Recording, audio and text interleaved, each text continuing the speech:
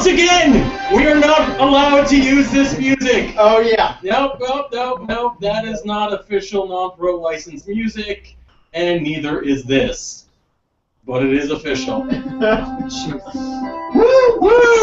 Welcome everyone to the final round, or the finals of the March Madness Sidekicks That Matter non-productive thing what you caboot about. Everybody's in love with these characters, man. Yes. Everybody is going crazy. Yep. For the fanfare in the streets, people are toppling over vegetable wagons. Yep. And they're my cabbages. Yeah.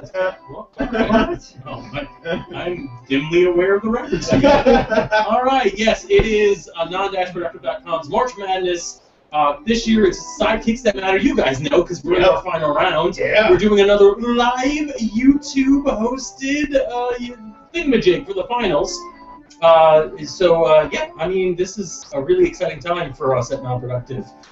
This is the closest we've ever come to finishing a March Madness in March. Yeah, in April. Their actual March Madness doesn't end in March. Yeah, totally. And we are as legitimate as one can hope. Yeah. From us. Or from pretty much any governing body. Apparently. We did better than I ever expected. Yeah, and really, I think the lesson was to give up, to start. Just do it and not even care anymore. Yeah, not caring. All right, so just to give you guys a little bit of background, in case you literally just came in. Like, you have no idea what March Madness is, you don't know what competition is, you're like, I just came out of my coma, what's happening You here? don't even know who Non-Productive is. Yeah, so every year during March, we have our March Madness competition. We created it. Yep. It's our thing, we made it up. Yep. Where we basically put things, whatever the sort of geek-centered, but kind of high-minded things in brackets, and have them compete against each other and determine the best of the bunch. Right. This year, our theme was Sidekicks That Matter. So probably for the last time ever, at least the last time that matters, I'm going to read our station copy to you. All too often, the sidekick in a story is simply there as set dressing or as a sounding board for the main character, or worse still, merely as victims and plot devices. But that's not always the case. Sometimes we're lucky enough to have a character that enriches their story in ways that make them essential. We're talking about those secondary characters that actually bring something awesome to the table. That's why this year our March Madness is Sidekicks That Matter. Woo, woo, woo. It was an interesting concept, I think.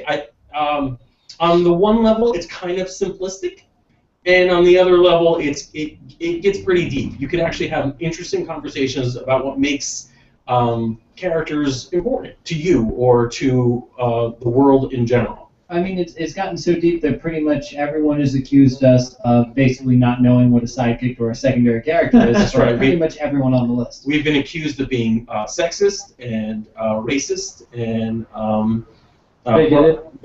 Just generally bigoted. And that was even before the March Madness was announced. I'm sorry.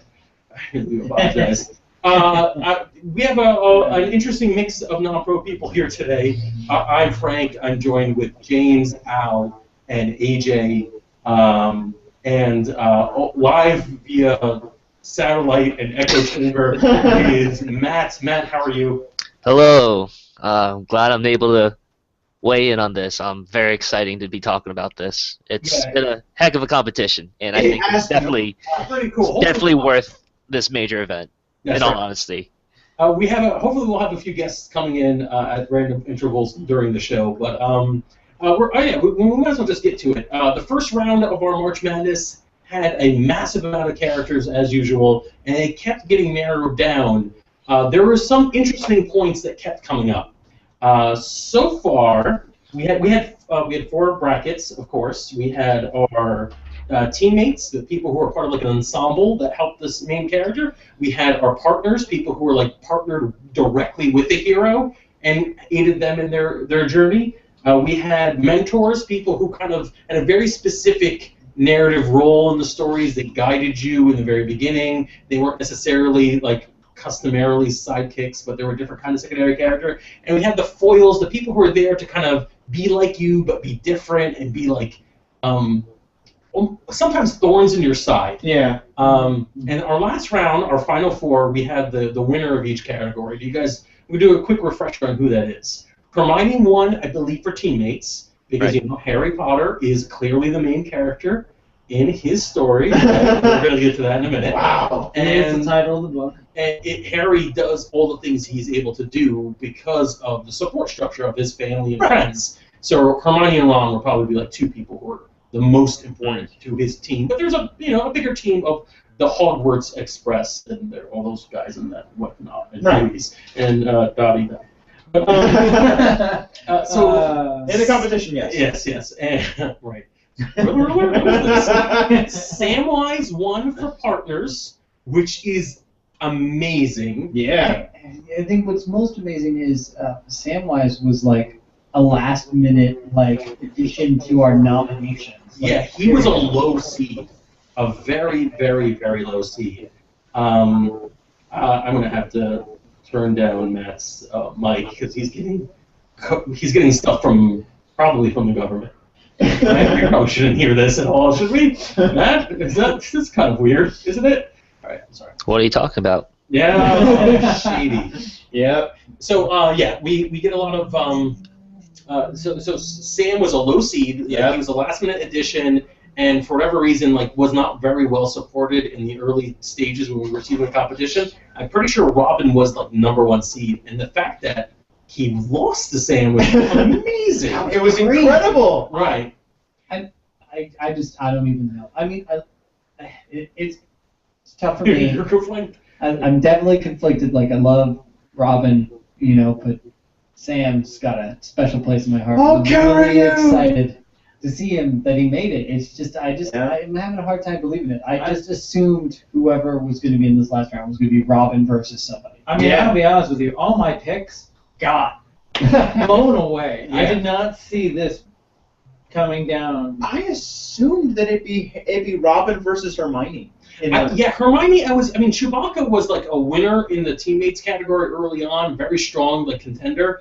But something about Hermione made me feel all right, she's probably going to make it to the end. Well, I It's mean, probably because she made it the previous year, and I feel like I think a lot of us here at Non-Pro felt that she was still riding the wave of momentum from her victory in Women in Fiction. And we've all seen the way she handled Guamp. I mean, she knows how to handle the big hairy giants. I'm just saying that I think maybe the reason why she was taken out is because we went. Maybe it was because we said hey, she won last year. You mean the reason why she didn't actually make it all the way to the finals? Yeah. We'll talk about that in a minute when we do the results. Okay. But that's interesting. Yeah, I do think Hermione is probably was clearly the strongest teammate there was. Yeah. When it came to partners, I'm surprised Robin got knocked out. Yeah. Even Watson was a pretty strong one, but Samwise coming from well behind was amazing. Yeah. So we go into the mentors category, and honestly, I'm a little shocked it was Obi-Wan because Alfred had a lot of strength behind him throughout the entire thing. People were. I think it's easier. Was a powerhouse. I think it's easier to think of superhero characters as having sidekicks. Yeah, and the right. one thing that dogged us this entire competition was people going, "Well, is this a sidekick? I don't know if this is a sidekick." But we didn't really get that question too much when it came to the superhero characters. That's not entirely true. People could not swallow Kate Bishop as a sidekick. Even though, the way we're describing it is, the reason she's awesome is because she defied what would have happened to a girl superhero who is the second in the name of the hero in 10, 20 years ago. Yeah. All right, but let's move on to the final group, which was foils. I think Obi-Wan, just to give him credit, I do think he's pretty clearly the iconic mentor, and I think I understand why he survived as long as he can. But he was in probably an admittedly weak category. I think a lot of people were willing to just kick out the mentors, but I guess not. Foils, I can't believe Pinky did not make it to the end. I hated the fact that he was in this. Yeah, me too. I really did. Bucky Barnes, that's another shocking one. Even, Kath and Jack. All these characters in this category, and Donna Noble makes it. Yep. Yeah. Wow. But Donna's I'd argue Donna is the most well-loved, well-received of the companions. Yeah. People love Donna. People who love Donna, but lots of people really don't care for her. They're Rose people, or they're certainly Amy people. Why do we have to be one companion people, guys? Well, Can't we just all be alone? we don't have to be, but Mhm. Donna is ridiculously abrasive. Yeah. And people who don't like her, revile her. I feel like Donna and Obi-Wan had, which is interesting that they fought against each other, both the mentors and the foil category had a lot of people who were like angry at, like there was a lot of looking into the category. For example, like when you look at Don, if you're going to say best companion, I don't know if Donna would have won with our audience, but as best foil for the Doctor, it makes more sense. Mm-hmm. Maybe River is close. Because there's got to be some sort of like mirroring of the character. There's got to be some sort of oppositing of the character. Which was surprising when she beat out Jack, because Jack you would maybe think was a little Jack bit... is actually a pretty good example of it. You can make the argument. Yeah. And boy, do people make the argument. So out of all these guys, we don't boil them down, and we got our winners, and it's pretty awesome. So our finals are not, it's been going on since the beginning of the week. It's Samwise Gamgee from The Lord of the Rings versus Obi-Wan Kenobi from Star Wars. Yeah. So what do you guys think of that? Just on the surface. The trilogies are fighting. Oh, all right, yeah. I can't even imagine what this fight will look like. It would be pretty short. It would be pretty short though. push like short because of the hobbits. Whoa! No, maybe not. Well, I mean, I'll tell you clearly where I stand. All right. Samwise. Yeah. I feel bad. I like Obi-Wan. He's very iconic, but he's bad at his job. All right, shut up for now. Shut up immediately. Yeah. All right, Matt, would you like to take this one? Yeah, I'll take this one. I will first say, I think Al is on the point. The trilogies are fighting. Like we have probably the most iconic fantasy trilogy in fiction, versus probably the most iconic trilogies in maybe not science fiction, but like space opera, and also there's lots of momentum with the original trilogy being re-released for digital release, I think, in other platforms. So I think there's lots of talk about Star Wars, lots of talk about the new trilogy coming up. So Star Wars is a big thing again. So it's very obvious why people will be remembering Obi-Wan. And I'll say I'm gonna be with Obi-Wan in this one. Really? Yes. All right.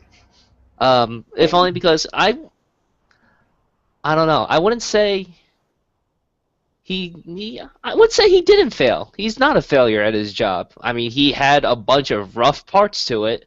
That's saying things at least, but that's what makes him such a compelling mentor, that he didn't stop at this with what his failure with Anakin. He decided, like, let me make amends, like let me bear the sins of the father, pretty much, right, and make change fate with the son. But if you're talking about complex, I mean, I'm just going to put it out there. Obi-Wan's a hero more or less from the get-go when we meet him. There's nothing to us that says, like, Jedis are like these people, like, way above the common man. Sam is a gardener.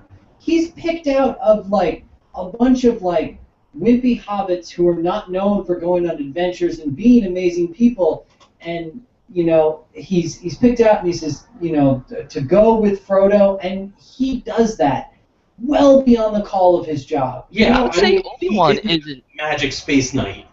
All right, so here I want to address what Matt brought up. So this is one of the things we've heard a lot from people. There's two issues with Obi-Wan. All right, here's the two issues. One is which Obi-Wan, because people argue, like, is it original trilogy Obi-Wan? Is it Alec Guinness? Or is it Ewan McGregor? Is it the prequel trilogy Obi-Wan? And I guess, like, you know, if it's prequel cartoons, then it should be the whole thing, right? Yeah, really. we don't decide. You could decide. And I would say, just to address both those topics, it comes up with Sam as well. Is it the book Sam, or is it the trilogy Sam? Yeah. The movie trilogy. Or the animated film, or No, it was talking about. But all right, so let's let's deal with Obi-Wan first. With the fact that which one it is, there is a significant difference. Obi-Wan in the prequel trilogy you can make the argument easier that he is a main character. It's very hard. I'm not trying to be like a trilogy hater, a prequel hater, but it's hard to look at the prequels and say clearly these are the main characters. I would still say it's Anakin. I'm pretty sure Anakin is the main character in those stories. I just think Obi-Wan has kind of a different role than he certainly had in the original trilogy, but like I can't quite say that he is no longer a secondary character. He may act more like a partner or a teammate, though.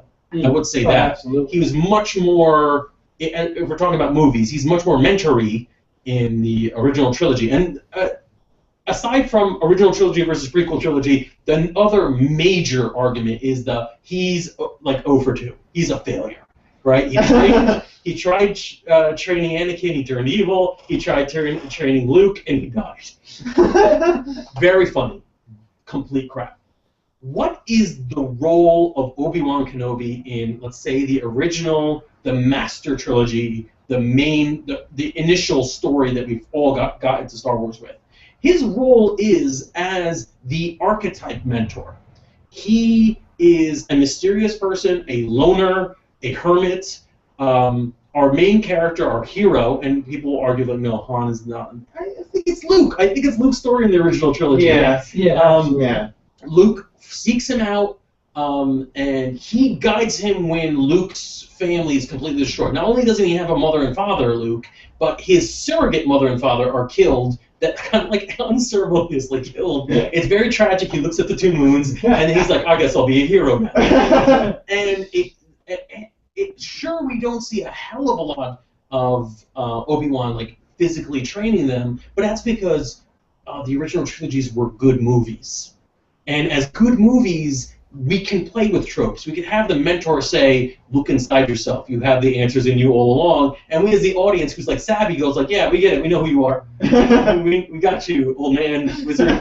You're the guy who..." And he sacrifices it. He actually stays safe and hidden for decades, so he can sacrifice himself, so he could give the chosen one the opportunity to be who he's supposed to be. Like, he hits all the tropes of important mentor character. It's the perfect archetype. It's the perfect hero's journey. The whole original trilogy. And when people want to crap on this guy, mostly because they're like rooting for the other person, I feel like they're just like, totally they're casting themselves as illiterate. They're like, "Oh, I don't understand this. He didn't win. How come there wasn't like a 15-minute montage of him telling Luke to pull like a wagon up the snow?" And then I'm trying to do like Rocky IV, but I don't remember Rocky IV very well. It was a wagon, a piece of meat. Yeah, exactly. In the point, It was a wagon. Draco? He's punching. No, He was chopping wood. No, they tied him to a dog sled. Dog sled. And then he paints the wall and washes the car. No. Anyways, Mickey got knocked out in the first round. So that's okay, so that's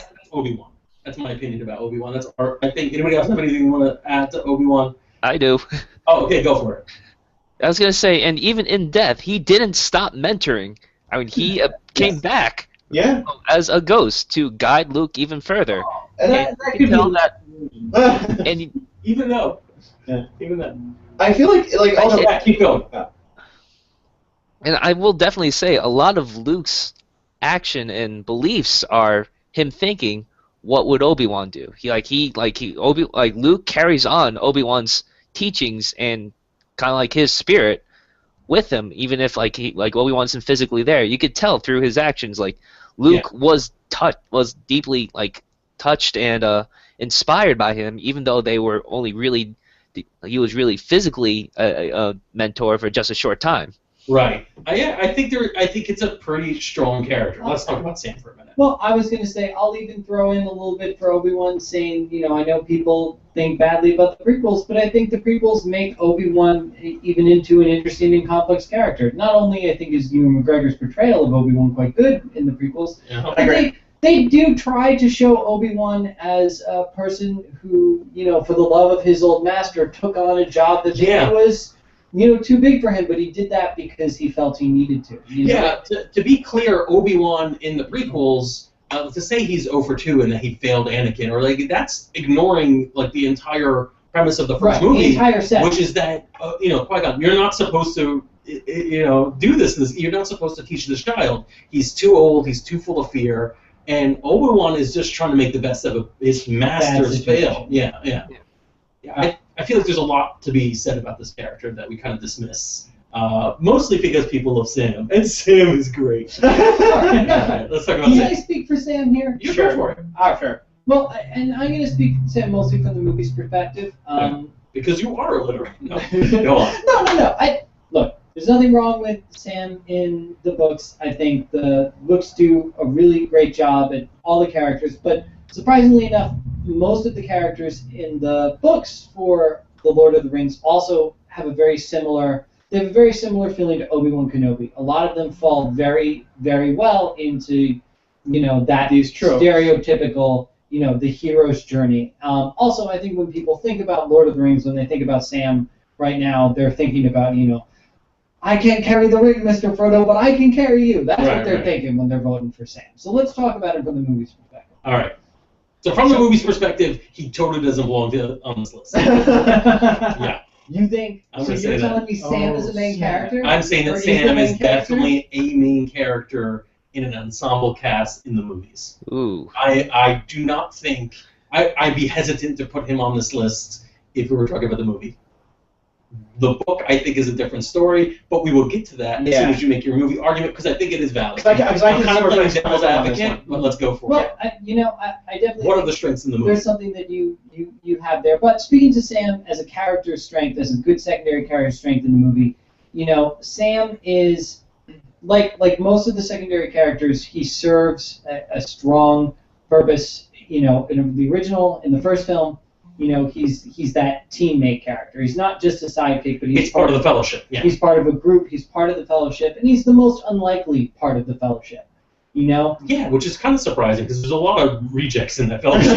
But yeah, he is the most rejected. But if we're thinking, except for like Bill the Pony. Yeah. But if we're thinking about a lot of the characters on this list, a lot of these people, they're all really not well-to-do, but they're not. It's not a surprise that we see them in the situations that they are. And I think that's different for Sam. I think his perspective coming from humble beginnings, in a sense, is what makes him someone that matters, particularly in a world of larger epic fantasy where you have, forgotten kings and immortal elves and all the other people running around you are these really important characters. I'd go as far as to say in our list, with the exception of maybe Dobby, he is the only person who's maybe Donna as well.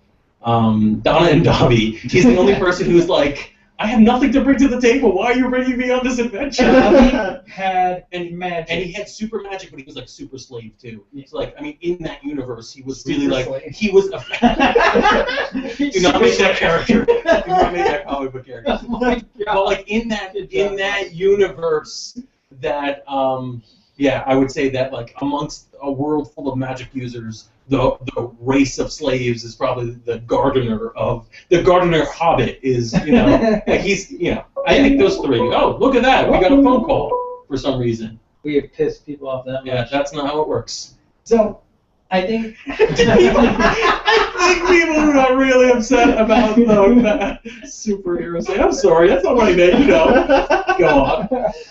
So, Dango and Chain 2. Oh God, no! I think that's what makes Sam really important, is this humble beginning sort of story, and having him be a character that matters. It starts out at this humble beginnings and it progresses him. I'm saying my counter to your argument is that in a movie that starts out about an ensemble cast, the story rests on the shoulders of two people, the hero and his sidekick. It is Frodo and Sam who bring that ring and throw it into Mount Doom. All of Lord of the Rings is useless if they do not get that ring into Mount Doom. Right. We're talking about a character that means more than he did at the start. Sure. That has propelled himself through the fiction in the world. That's Sam.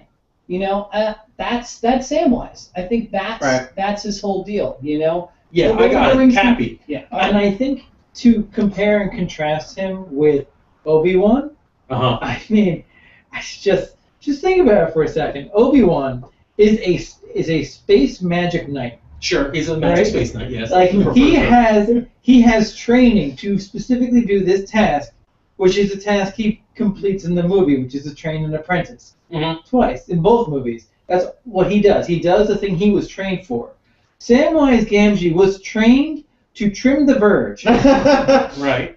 The only thing we see his fantasies as the things he wants as he walks in the Mordor, and all it is nice, quiet garden. Right. Everything he wants in life, he's way back that way. Right. And he's walking the other way. Due to duty, due to loyalty to his friend, he will march barefoot into hell Right. carrying his best friend. Right. I will say these counters to that. First of all, it is not the best underdog.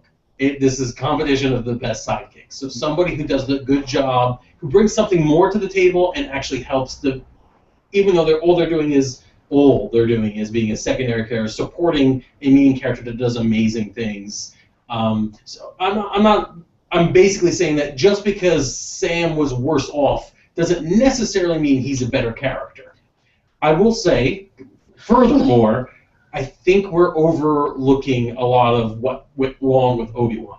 So he is a magic space knight, right? And he and his people were victims of a genocide that destroyed his entire people. Like, he is gone. He's dead. His only hope was to stay alive long enough for one more generation to rise up and maybe bring balance to the Force by eliminating it.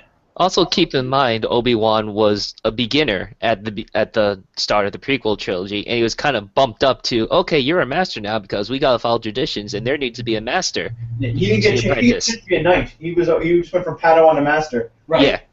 I feel like that there are aspects of this that are totally legit, like how good a writer Tolkien was, and how good a filmmaker Jackson was, and perhaps the waning success and failure of the various people who worked on Star Wars. Because occasionally, the prequels do have a few problems in there, and part of it is how mysticized the Jedi became. Like, it's weird that the Jedi went from prequels to being like ubiquitous lawmakers that everyone was familiar with and okay with, to the original trilogy where it's like, what? A Jedi? Is that even real? It's like, it was like 20 years ago. They were everywhere.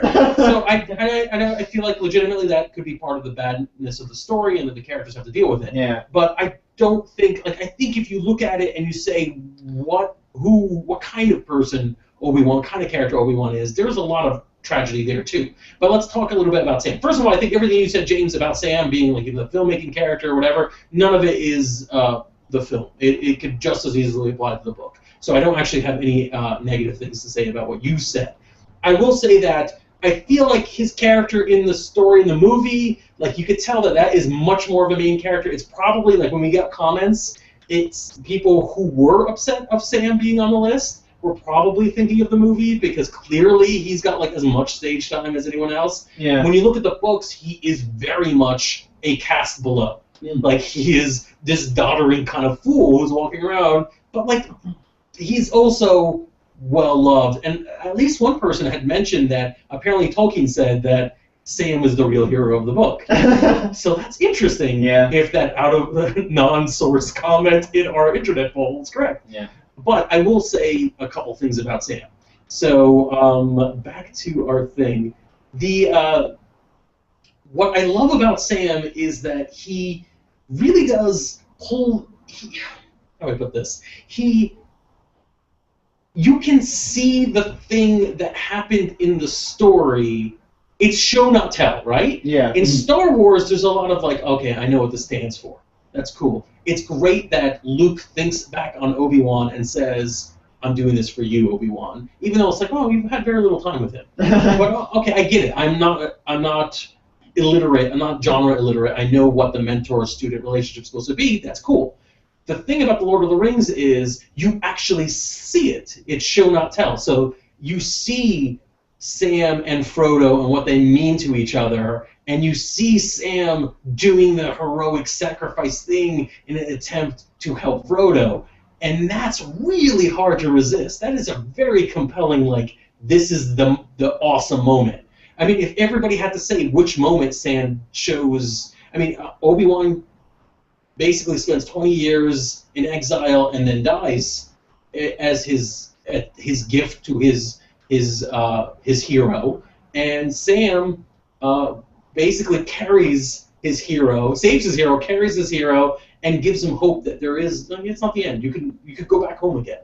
Like, you don't have to die for this. And there are plenty of times, like in it, where he shines and fights off things that the hero can't. Like, and also, my biggest problem, like, I agree with you completely about like. The movies portray him so much more as the hero than the books, where the books, like, Frodo could hold his own. Like, yeah, Frodo was pretty more... Well, far more competent throughout, as in, like, he's capable throughout. Like, it doesn't wear on him as much, it seems, in the book.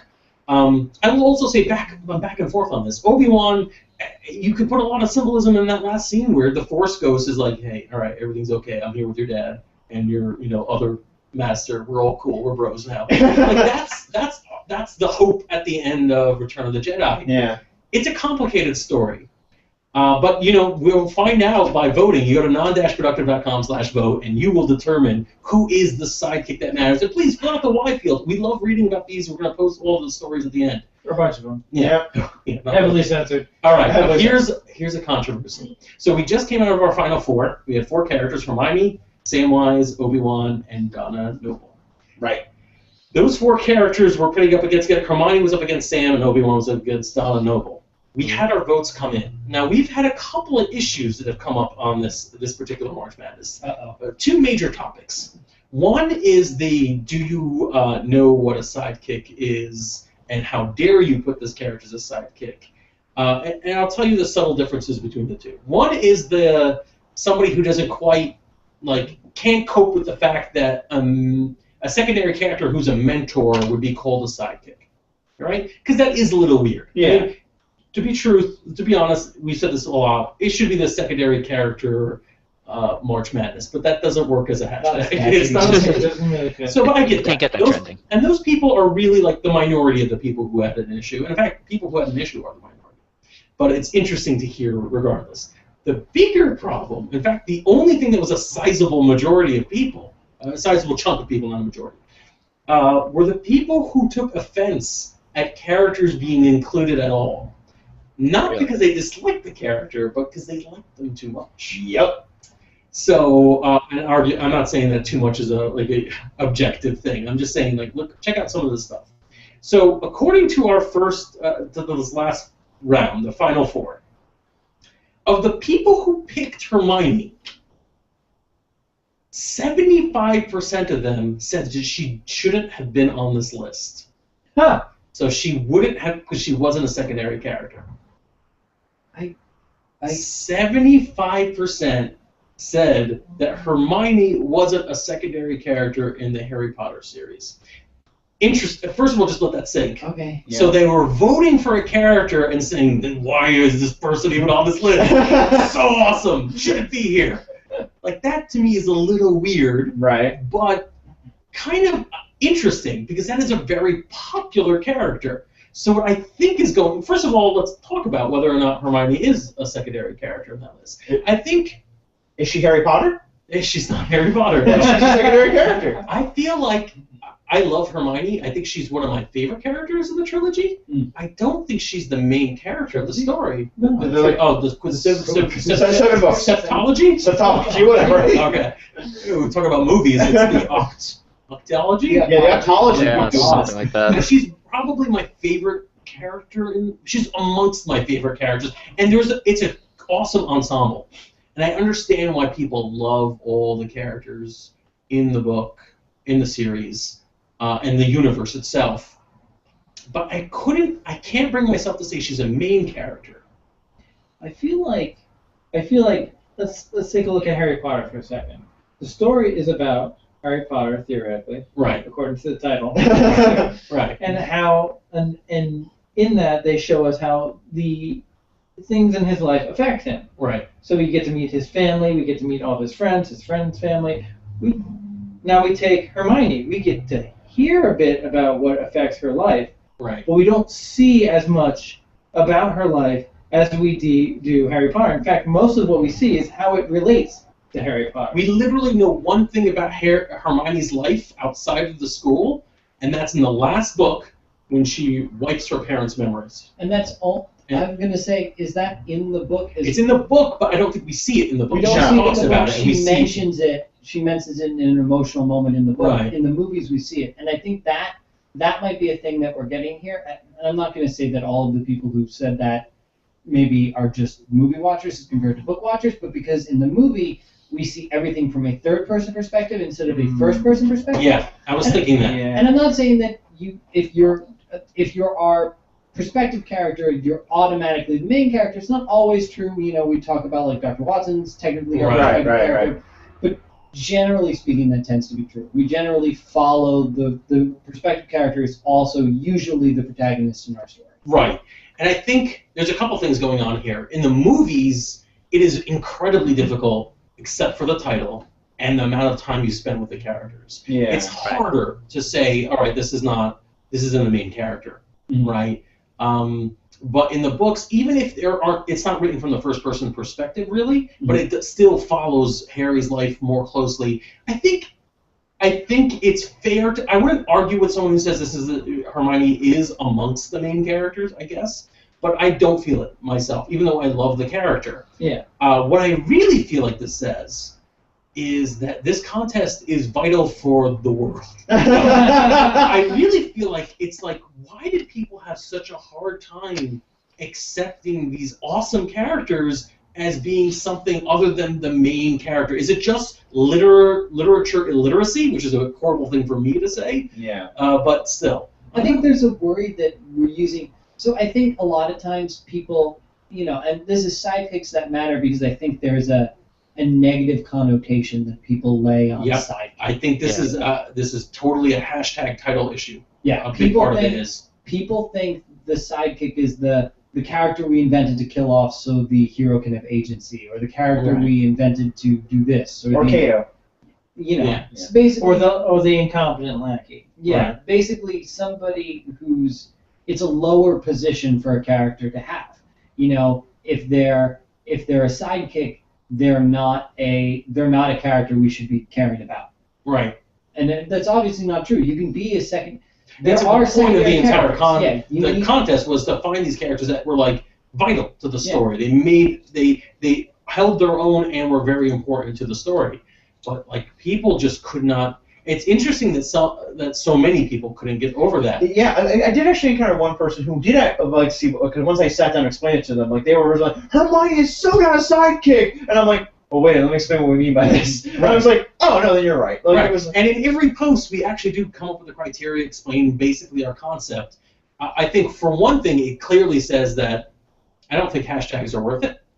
I don't know how often people circle around hashtags. We had a similar problem with women in fiction. We were coming up with a name with it, and to come up with a catchy name, we just kind of like weakened the concept. Yeah. But I still think secondary characters in fiction contests would be kind of weird. Those other people. That's a bit of a mouthful. I think it's weird. I think people can't. And to be honest, we can't say people because it's our audience. No, that's not what I meant. We can't say that it's like a huge amount of people. It was a significant number of people. Yeah. Like 75% of the people who picked Hermione. So here's some other stats. For Sam, it was about 56% who said that Sam is not a secondary character, and the people who voted for Sam. So it's about half, which is probably as close as we can get with our numbers to being like a toss-up. Yeah. But still, it's a little higher than you would think. 44% said it with Obi-Wan. I don't even understand that. If you're including only the original trilogy, he's pretty much just like in one movie. According to other people at Non-Pro, they think maybe people were thinking of the prequel trilogy. But really, just the prequel trilogy?